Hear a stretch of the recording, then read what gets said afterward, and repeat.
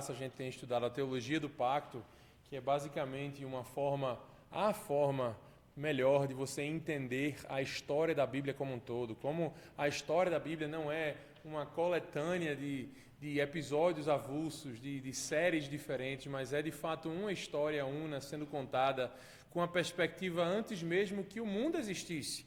A Bíblia nos fala em Efésios 1, por exemplo, que antes da fundação do mundo o Senhor nos predestinou para Ele. E no tempo Ele nos dá, pelo Espírito, fé a fim de que possamos crer no Senhor Jesus Cristo e assim alcançarmos a salvação das nossas almas. Então, meus irmãos, a gente percebe que há um plano que precede mesmo o tempo. E a gente percebe que esse plano, a gente tem visto que esse plano é o que a gente está estudando naquilo que a gente tem chamado de teologia do pacto. A gente, nas últimas 2 aulas, nós estudamos o pacto das obras, que foi aquela aliança que o Senhor estabeleceu com Adão, no momento em que ele criou o mundo, e Adão era perfeito, criado em retidão e justiça, moral, santidade, totalmente apto a obedecer ao Senhor, desejoso por isso, mas ele caiu, nós vimos que ele falhou, ele caiu no pacto das obras. Nós vimos alguns efeitos da queda, tivemos uma visão panorâmica da Bíblia como um todo, como desenrolar desse pacto da graça, e agora o nosso objetivo é tentar olhar para cada uma das etapas, cada uma dos degraus que Deus nos concede nas Escrituras, até que ele chegue ao ponto mais alto, que é com a vinda do nosso Senhor Jesus Cristo, para inaugurar aquilo que é conhecido como a nova aliança, ou o novo pacto, que não é uma aliança diferente da que ele tinha com o povo antes. É apenas aquela aliança que se desenvolve paulatinamente, pouco a pouco, progressivamente, até que ela chegue no seu clímax, no seu ápice, no seu ponto mais alto. É nesse sentido que a palavra nova é utilizada. E a gente vai ver isso no momento determinado. Mas hoje a gente vai tratar do anúncio do pacto da graça, a administração adâmica, ou seja, com Adão. Eu queria que a gente visse primeiro que, quando a gente começa a ler a Bíblia, e a gente chega em Gênesis 3, por exemplo, a expectativa natural que qualquer pessoa teria lendo a Bíblia pela primeira vez era perceber que, ora, nesse momento aqui eu acho que Deus vai desistir do povo. O mundo acabou de ser criado, tudo era muito bom, Deus caminhava com o homem, então em um único ato de desobediência, na primeira, aparentemente, para quem está lendo a oportunidade, tudo parece desmoronar. Se a gente fosse escrever essa história daqui, provavelmente a gente encerraria o livro nesse ponto. Se nós fôssemos Deus, provavelmente o que sucederia aqui, quando Adão desobedece frontalmente ao Senhor, seria juízo final, porta fechada, fim da humanidade, acabou. Mas louvado seja Deus que a Bíblia não é escrita segundo as nossas expectativas naturais. E é exatamente aqui no capítulo que narra a queda, em Gênesis 3, se você tem sua Bíblia, deixa aberta lá, vou fazer menção a esse capítulo diversas vezes. É exatamente aqui que Deus começa a nos ensinar algo decisivo para as nossas vidas. Independentemente de quão jovens ou quão velhos sejamos, a graça de Deus não é um plano de emergência. A graça de Deus, na verdade, é o caminho que Ele escolheu para cumprir aquilo que a gente fala que a teologia do pacto estuda, o seu propósito eterno e imutável de reunir um povo para si. Gênesis 3 não é apenas o capítulo que descreve a queda do homem, ele é o capítulo em que Deus revela, pela primeira vez, os rumos da história do mundo que Ele criou. É aqui que aprendemos que o pecado, embora ele seja devastador e real, ele não tem a palavra final.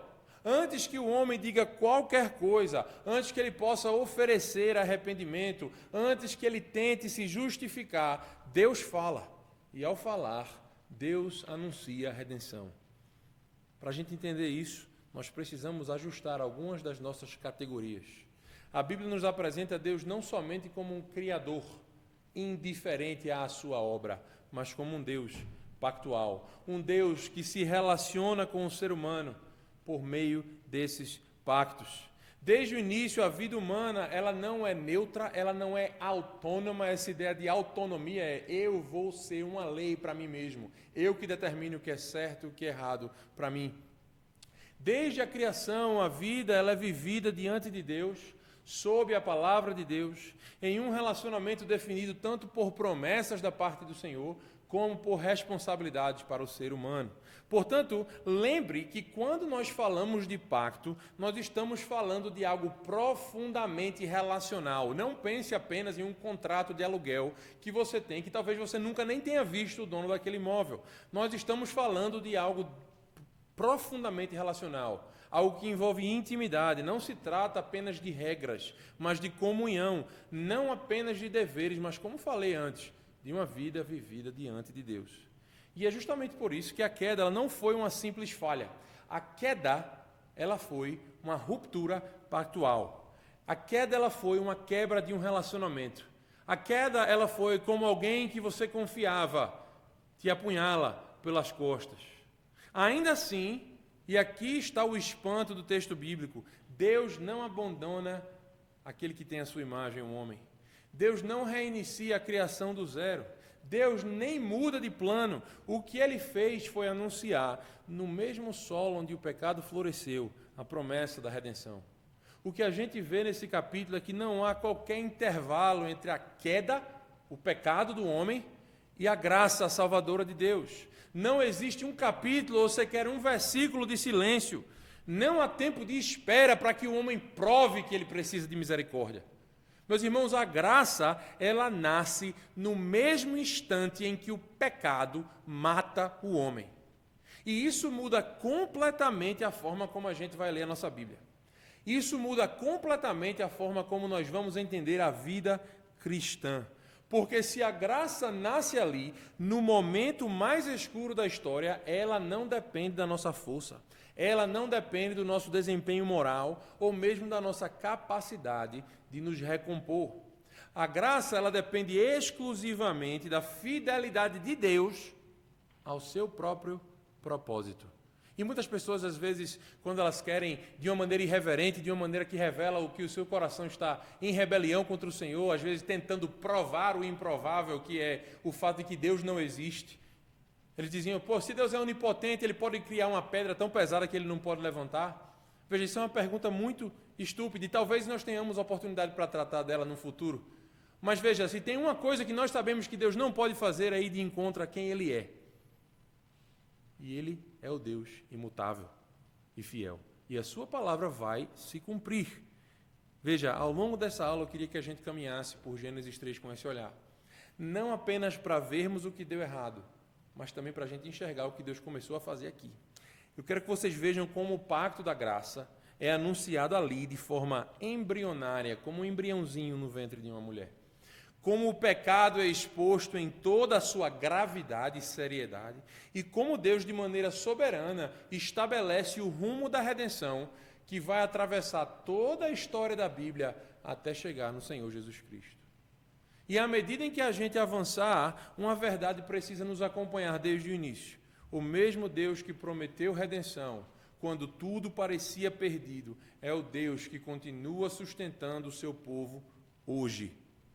Essa história aqui não é apenas sobre Adão e Eva, ela é sobre nós. É sobre o mundo em que a gente vive. É sobre a esperança que nos mantém firmes mesmo em meio à queda. Veja aí o primeiro ponto no esboço que eu dei para os irmãos. Do pacto das obras ao anúncio do pacto da graça. Para que a gente entenda corretamente o que acontece em Gênesis 3, a gente precisa lembrar onde a história começou. Antes da queda, antes do pecado, antes da promessa de Deus, ele já havia estabelecido um relacionamento claro com a humanidade, por meio do seu representante Adão. Ele já havia demonstrado a sua bondade. Entrar em uma aliança com o homem era uma demonstração da vontade divina de estabelecer um relacionamento com o homem.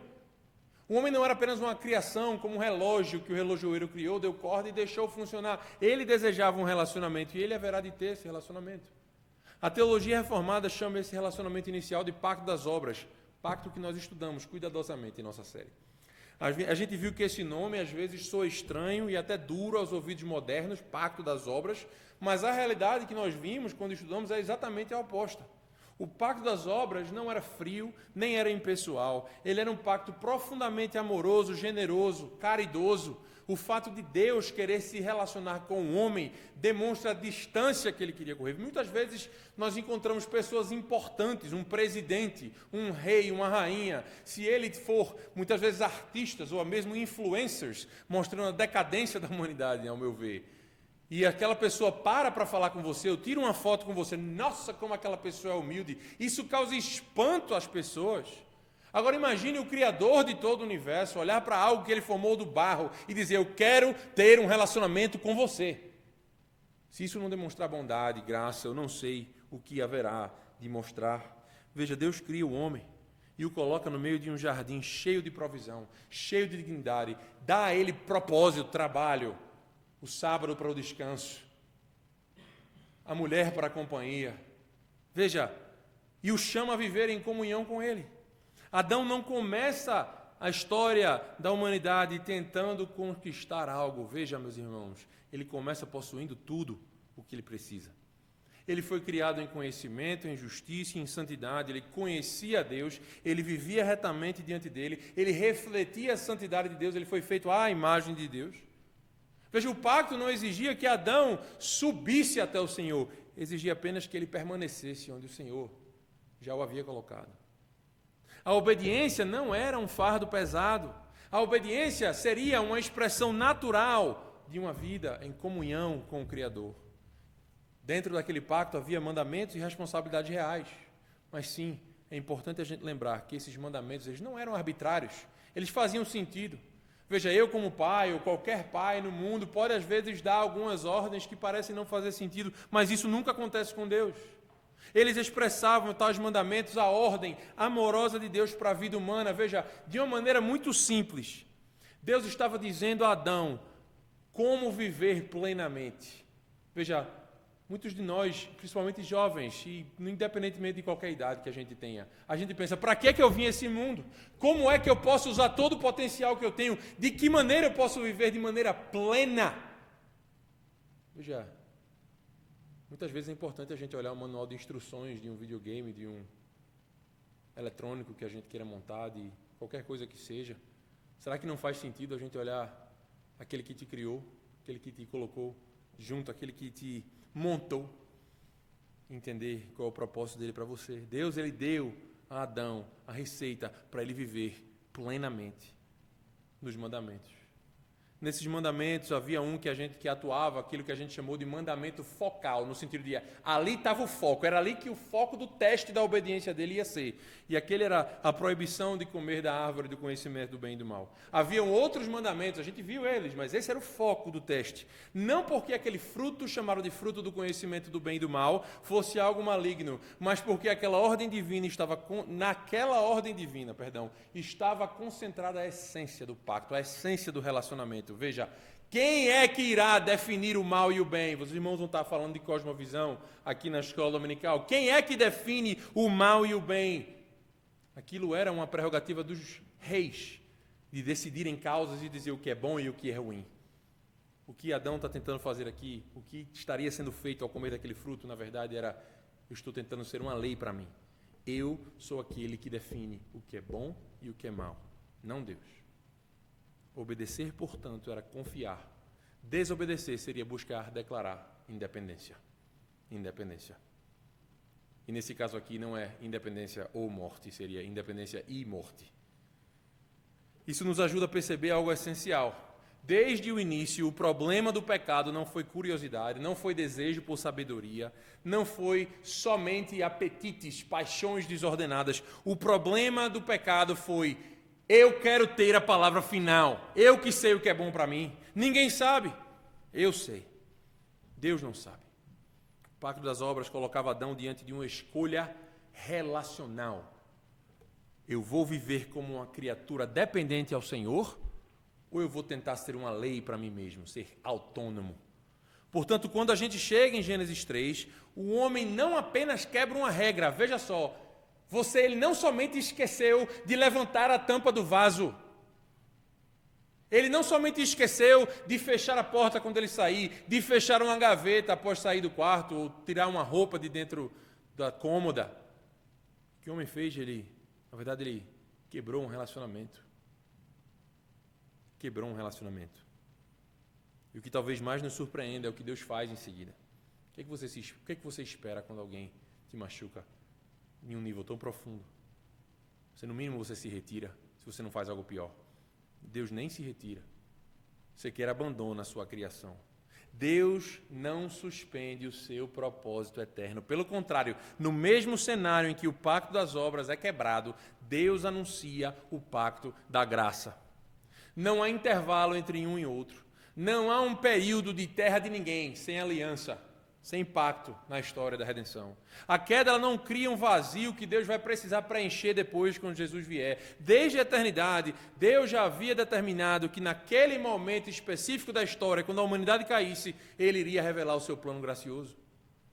Isso significa que o fracasso humano não pegou Deus de surpresa.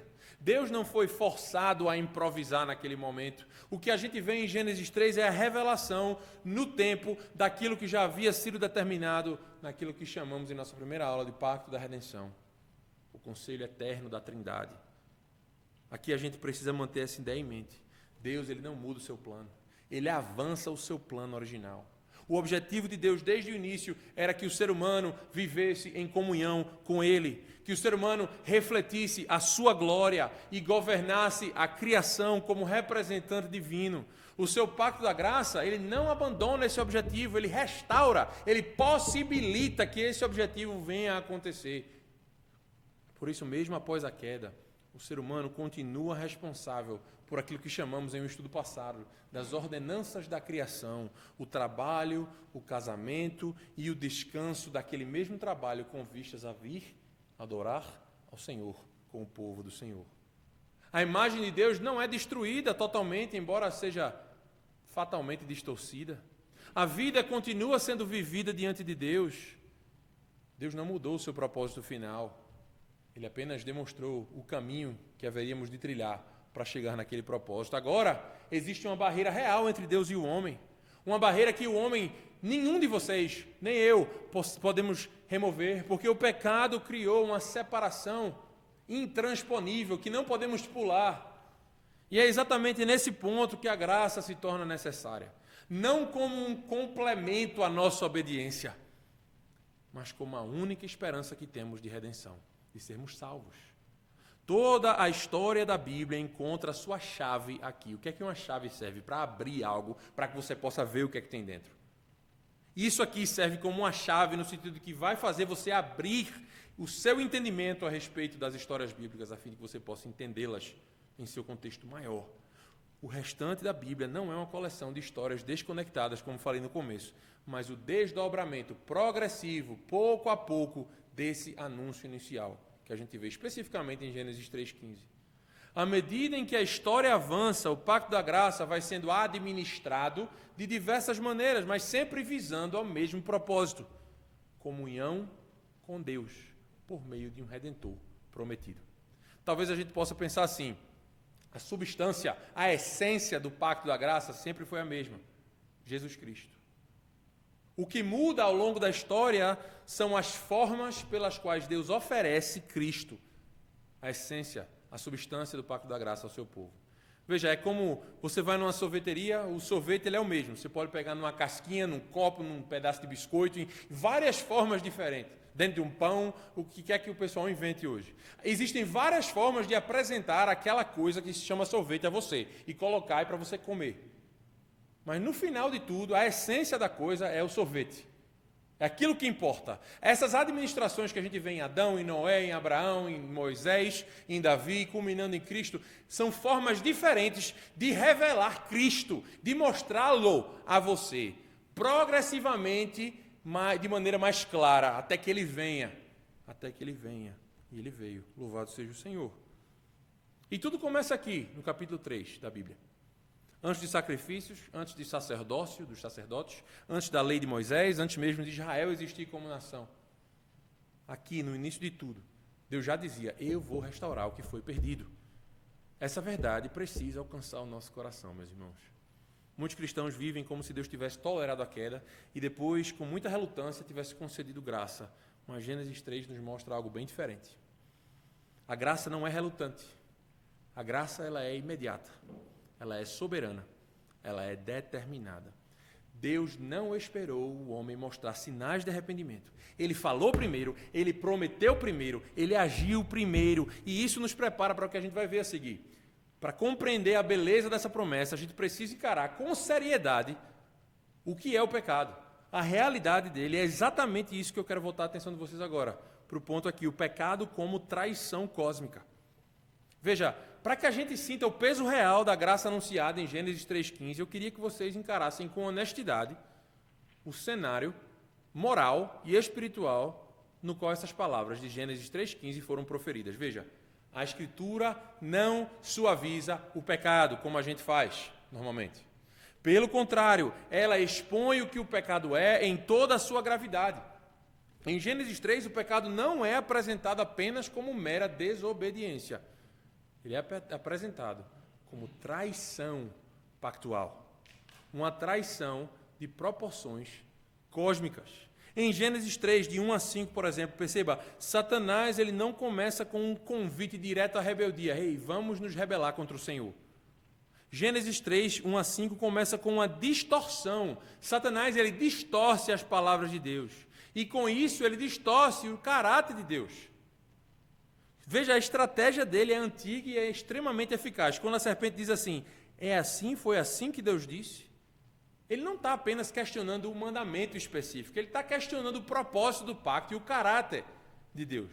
Ele está insinuando que Deus não é tão bom quanto ele parece, que as palavras do Senhor não são tão confiáveis, que as suas ordens, portanto, não são para o bem do homem. E aí, quando a gente chega aos versículos 4 e 5, a acusação se torna explícita. Certamente não morrereis. Deus sabe que no dia em que dele comerdes, se abrirão os vossos olhos. Satanás ele vai atacar um mandamento focal, onde estava o foco do pacto das obras. Aquele que encapsulava toda a relação de obediência e confiança que existia entre Deus e o homem. E aqui é importante lembrar, aquele mandamento não era apenas uma regra isolada. Aquele mandamento representava todo o relacionamento pactual. Por isso, questionar aquele mandamento era questionar a própria bondade de Deus. Ao sugerir que Deus estava restringindo algo bom, veja, Satanás estava dizendo que o pacto não era bom para a vida do homem. Que o pacto, na verdade, era um instrumento de opressão para a vida do homem. E essa era a mentira central. Ele buscava fazer o homem pensar, Deus não quer o meu bem, Ele quer me limitar.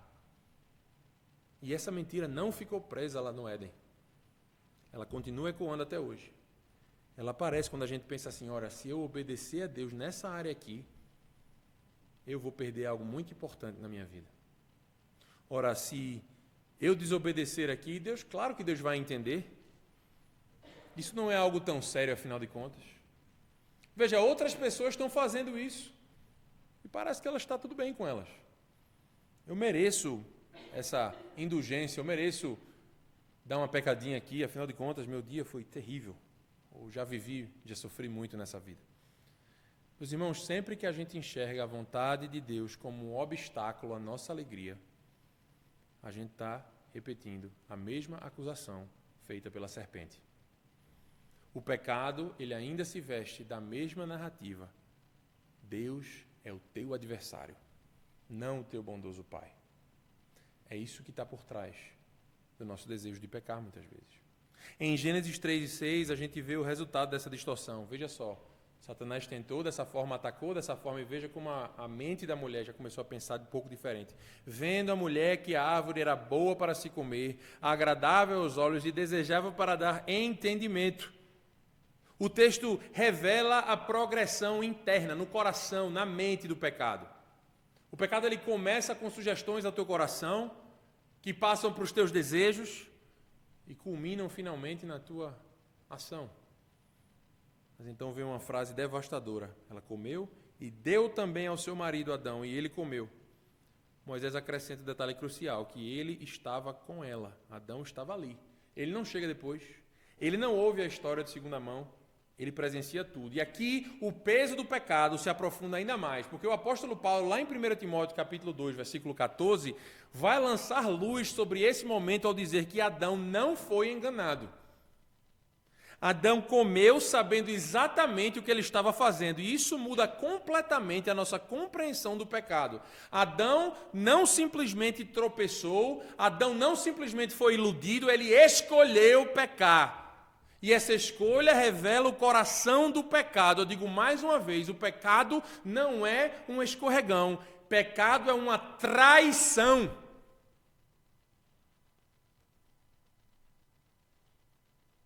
A gente para pensar que certas traições são imperdoáveis. Eu jamais poderia perdoar se alguém fizesse isso e aquilo comigo.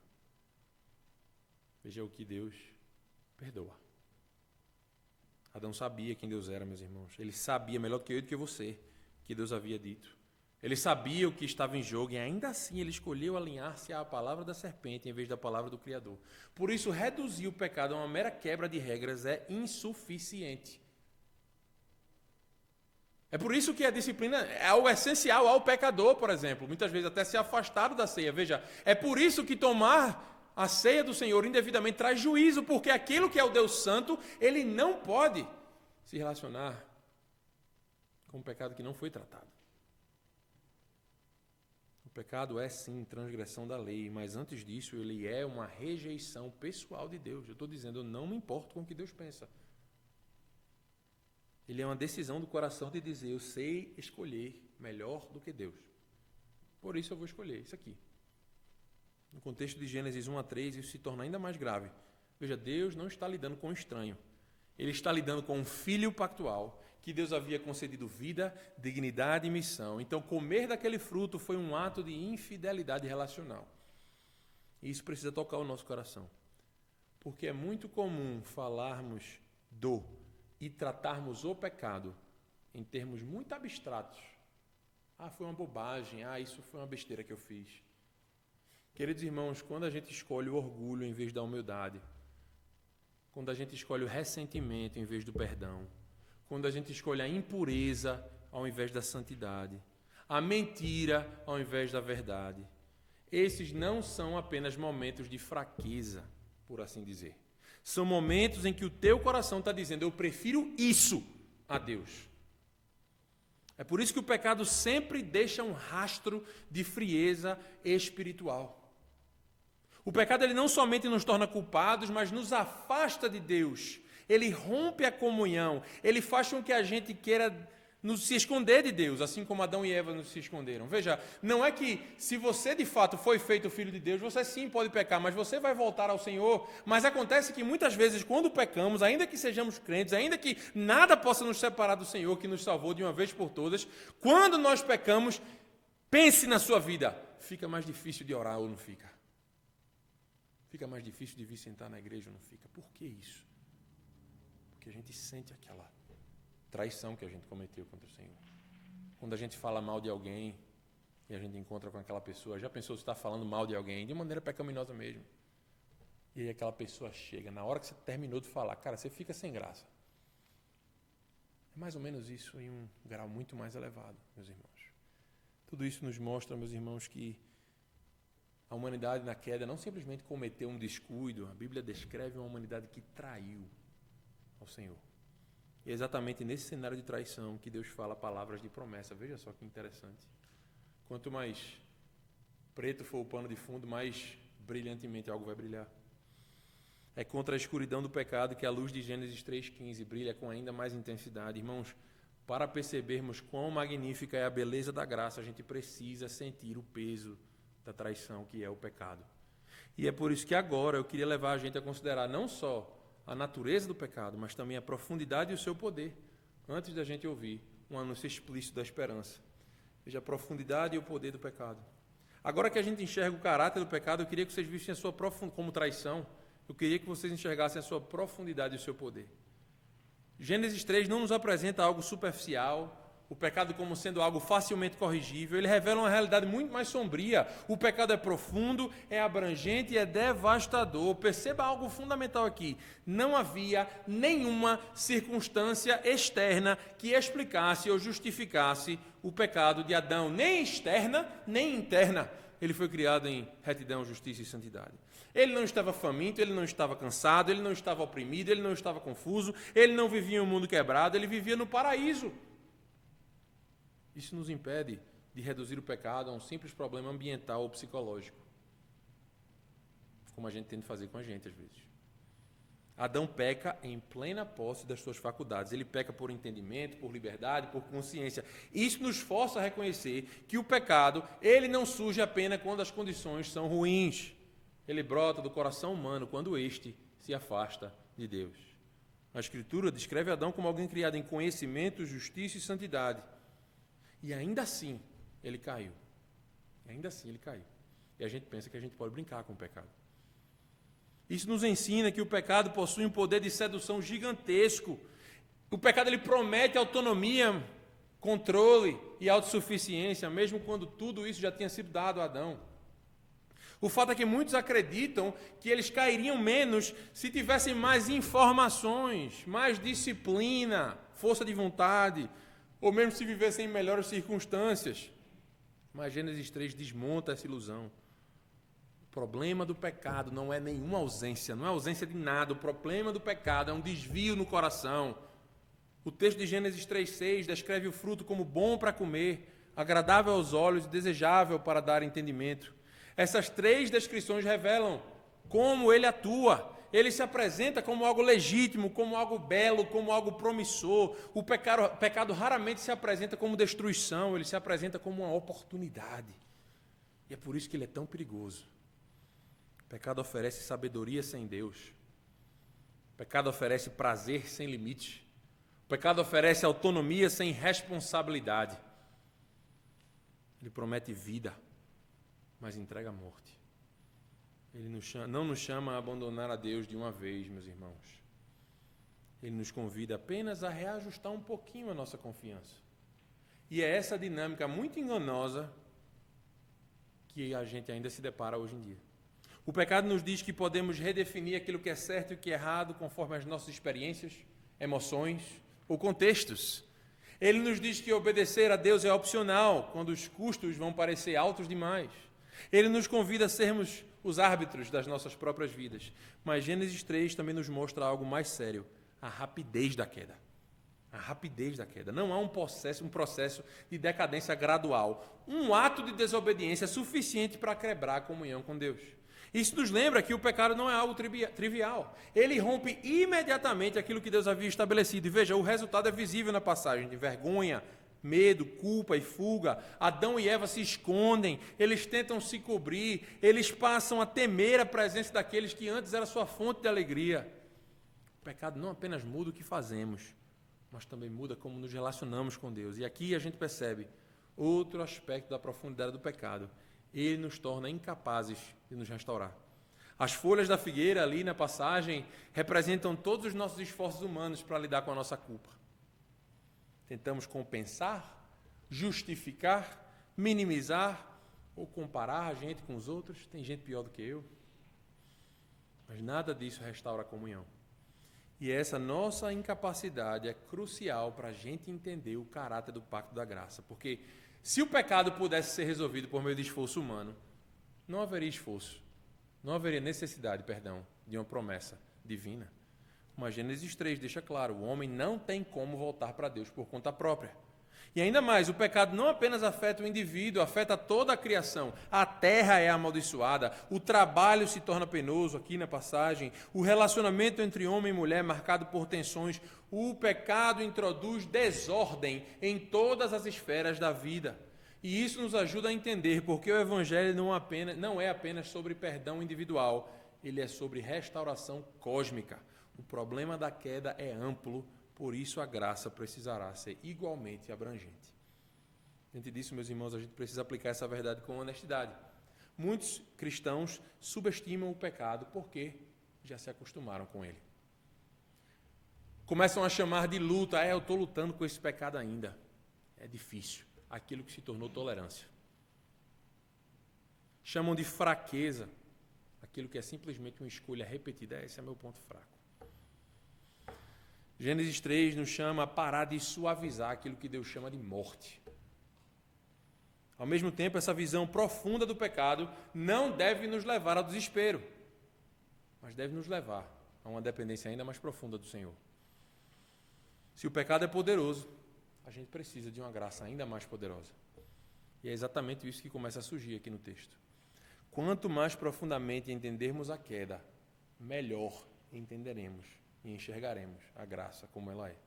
É somente depois de encarar o poder real do pecado que a gente está pronto a ouvir a promessa que muda tudo. É exatamente para isso que o nosso texto nos conduz agora, ao coração pulsante da história da redenção, Gênesis 3,15, o anúncio do pacto da graça. Veja, meus irmãos, nós chegamos aqui à parte do texto que é a dobradiça de toda a Bíblia. Tudo o que vimos antes conduziu a gente até aqui, tudo o que virá depois flui daqui. Gênesis 3,15 não apenas é uma promessa isolada em meio a juízo, mas é também o anúncio do pacto da graça, a semente de todo o evangelho, o berço da esperança para um mundo quebrado. Veja o que o texto nos diz. Deus está falando aqui com a serpente ou Satanás. Porém, inimizade entre ti e a mulher, entre a tua descendência e o seu descendente, este, o descendente da mulher, te ferirá a cabeça, e tu, serpente, lhe ferirás o calcanhar. É difícil exagerar a importância desse versículo. Aqui, meus irmãos, no exato momento em que o pecado ainda está quente, por assim dizer, saindo do forno, antes mesmo que Adão e Eva pudessem ser expulsos do jardim, Deus exala graça. Não porque o homem pediu, não porque houve arrependimento, mas porque Deus é fiel ao seu propósito eterno, ele não muda. Isso nos ensina algo precioso. A salvação sempre começa em Deus, não no pecador. Veja, em primeiro lugar, que a graça que cria inimizade. A primeira coisa que Deus promete não é conforto, não é prosperidade, nem uma vida fácil. Ele promete inimizade. Ele diz, porém inimizade. Isso é bastante contraintuitivo. Normalmente a gente pensa na graça como algo que só traz paz. E ela traz paz. Mas antes disso, ela traz guerra. Guerra contra o pecado, guerra contra a serpente, guerra contra tudo aquilo que antes parecia normal e aceitável. Aqui, meus irmãos, está um ponto crucial. Essa inimizade, ela não é natural a gente. Por natureza, após a queda, o homem não está em conflito, mas em aliança, em um pacto com o pecado. Como a gente viu, Adão escolheu o lado da serpente. A inimizade, então, passou a ser entre o homem e Deus. A gente lê sobre isso em Romanos 1, 2, em Romanos 8, 7, por exemplo. Então, quando Deus diz assim, porém inimizade, Ele está dizendo, eu vou intervir nisso. Eu vou mudar corações, eu vou reverter as lealdades de novo. Isso é graça soberana. Portanto, querido irmão, talvez você se encontre nas trincheiras da luta contra o pecado. A inimizade contra o pecado, contra a mentira, contra a rebelião, essa luta interna que marca a vida cristã não é um sinal de fracasso espiritual. Na verdade, é um sinal de vida espiritual. Isso porque se não existe conflito algum no teu coração contra o pecado, é muito provável que ainda não haja a graça de Deus no teu coração. Aqui cabe uma aplicação pastoral muito direta, meus irmãos. Se você luta contra o pecado, se você sente o seu peso, a vergonha, o desconforto com aquilo que antes parecia normal, isso não é evidência de que Deus te abandonou. Muito pelo contrário. Isso é uma evidência de que Ele está agindo em você. A graça aqui cria inimizade. Veja aqui comigo também, duas descendências, duas humanidades. Deus continua aqui o texto. Entre a tua descendência e o teu descendente. Aqui a gente está introduzido a uma das estruturas mais importantes de toda a Bíblia. Duas linhagens espirituais. Duas humanidades dentro da humanidade. Dois caminhos que percorrem toda a história. Essas descendências não são meramente biológicas. Veja, Caim e Abel vai provar isso logo no capítulo seguinte. Ambos eram filhos biológicos de Eva, mas um pertencia à linhagem da serpente e outro à linhagem da mulher. E o que é que distingue essas duas linhagens? Exatamente a direção da inimizade do coração dessas pessoas. A descendência da mulher é marcada pela inimizade à serpente e ao pecado. A descendência da serpente é marcada pela ausência dessa inimizade e, portanto, pela hostilidade, pela inimizade contra Deus. Isso nos ajuda a compreender o mundo em que a gente vive. A história não é apenas a sucessão de eventos aleatórios. Na verdade, a história é o campo de batalha espiritual. Essa tensão explica por que os justos sofrem, por que a fé é ridicularizada muitas vezes, por que a obediência a Deus frequentemente encontra oposição. Mas essa dinâmica também nos ajuda a entender o coração humano. Não existe ninguém, por mais que você ame aquela pessoa, não existe ninguém neutro espiritualmente. Não há. Todos pertencem ou a uma linhagem ou a outra. A pergunta, portanto, não é se há conflito, mas contra quem o conflito do teu coração é dirigido. A tua inimizade é para contra o Senhor, contra a sua palavra, contra os seus desígnios, ou a tua inimizade é contra o pecado e as suas mentiras. O descendente prometido, meus irmãos, veja agora comigo o descendente prometido. O texto se afunda ainda mais. De uma descendência coletiva, de um povo, passa a passar de um homem específico. Este te ferirá a cabeça e tu lhe ferirás o calcanhar. Aqui a linguagem muda. Veja, o conflito ele culmina em um confronto pessoal entre dois heróis de cada exército, por assim dizer. A esperança da humanidade, meus irmãos, portanto, não está em um sistema, nem em uma reforma educacional, nem em um código moral, mas em uma pessoa. Veja, a gente vai para tantos lugares nessa vida, a gente quer ter mais oportunidades, a gente quer dar mais oportunidades aos nossos filhos do que talvez a gente teve. Mas, meus irmãos, onde quer que você esteja, não existe nada mais importante do que a oportunidade de apresentar o Deus vivo às tuas gerações.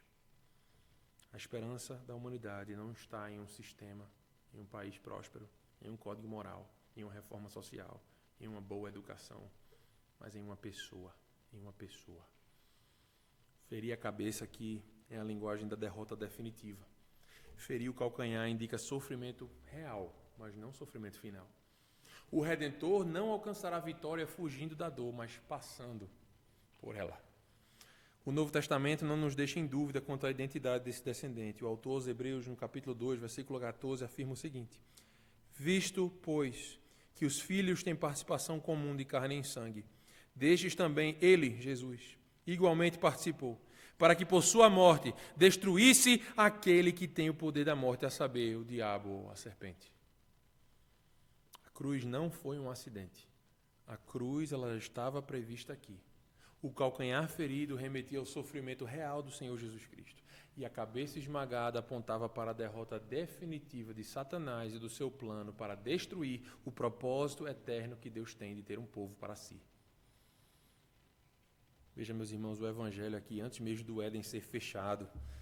Perceba a ordem das coisas. Deus anuncia essa promessa antes de expulsar o homem do jardim, antes de dizer, saia da minha presença agora.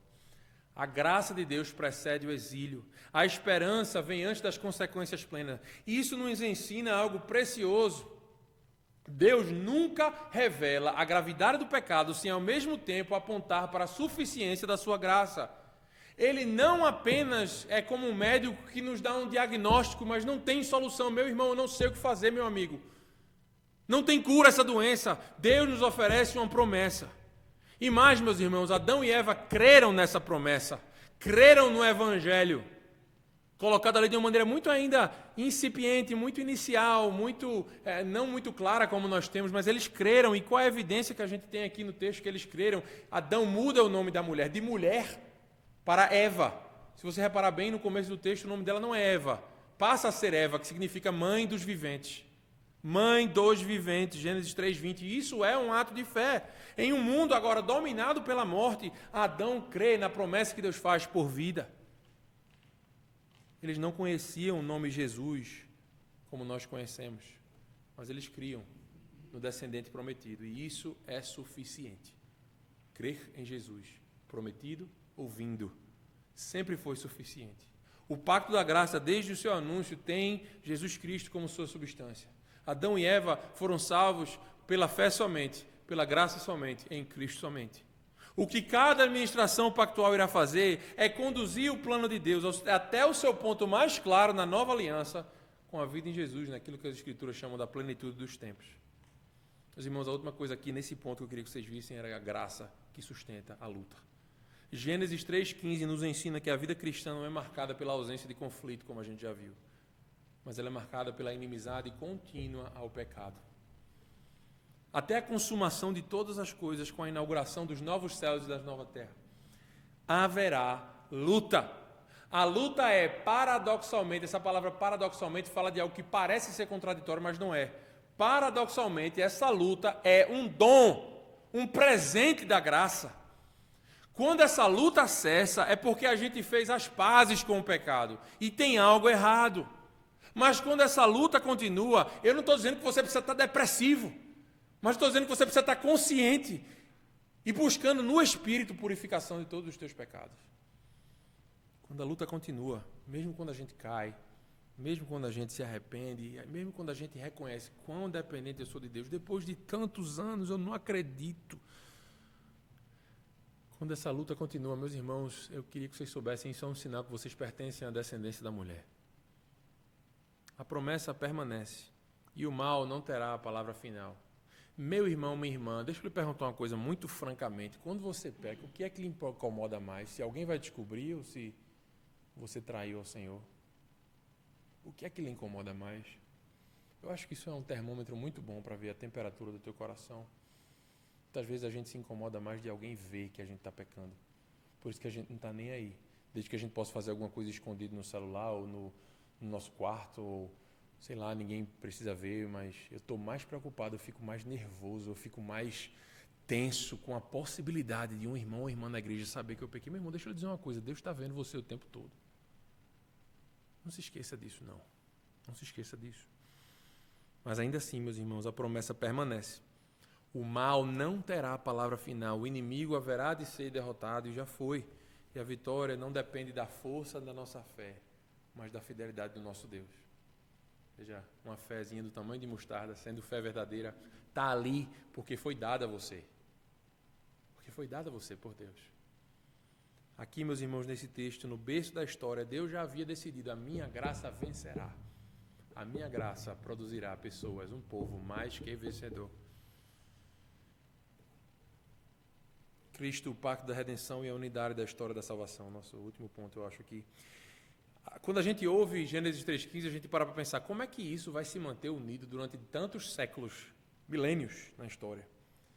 Como essa promessa não se perde no meio de tudo? A resposta simples e profunda é essa. Toda a história da salvação está ancorada no Cristo, que é o Deus Filho, que prometeu salvar o seu povo antes mesmo que o tempo existisse. Chamamos isso do pacto da redenção. Nesse pacto, o Pai escolheu um povo. O Filho se comprometeu a redimi-lo e o Espírito aplicará aquele sangue que foi derramado, tanto para o povo que viveu antes como para o povo que viveu depois, ao longo da história. Isso significa que Gênesis 3,15 não é uma reação divina, é a primeira revelação divina de algo que já estava determinado desde a eternidade. Essa perspectiva ajuda a gente a entender a Bíblia como uma história coerente. O fio que costura toda a Escritura é essa promessa da redenção em Cristo. Cada pacto, cada administração, cada símbolo que você vai ver, cada sacrifício aponta para Ele. No Antigo Testamento, Cristo é apresentado por promessas, por tipos, por sombras. No Novo, Ele é oferecido de forma plena, clara, definitiva, mas em ambos os casos é o mesmo Cristo. Não há dois planos de salvação, não há dois povos de Deus, não há um único propósito redentor. Permita que isso te lembre, meu irmão e minha irmã, que a tua fé não está apoiada em circunstâncias estáveis. Tudo o que aconteceu, nem nas emoções momentâneas do teu coração, nem na tua capacidade de permanecer fiel. Ela está firmada em um pacto eterno, firmado antes da fundação do mundo, garantido pelo próprio Filho de Deus. Por isso, enquanto você luta contra o pecado, quando você se sente fraco, quando a história parece caminhar rumo ao caos, deixa que Gênesis 3,15 soe como um glorioso lembrete para você. A redenção não depende de desempenho humano, mas da fidelidade do Senhor Jesus Cristo. Gênesis 3 nos ensina que o pacto da graça é anunciado quando toda a esperança parece ter acabado. Quando o homem rompe o pacto das obras, Deus anuncia a graça. Quando o pecado introduz a morte, Deus promete a vida. O berço da graça é o mesmo solo onde floresceu rebelião. O pacto da graça, assim, não surge como um plano alternativo, mas como a revelação do propósito eterno de Deus. Toda a Escritura, a partir desse ponto, caminha nessa direção. Vivamos, portanto, à luz dessa promessa cumprida em Cristo. Sim, meus irmãos, ainda há conflito, ainda há luta, ainda há marcas da queda, mas o centro da história não está mais em Adão nem em nós, está em Cristo, o vencedor, o redentor, o cumprimento fiel da palavra dita no jardim. E é isso que sustenta a fé da igreja em todas as épocas. Deus falou graça quando só havia culpa, e ele permanece fiel à sua palavra até o fim. Amém.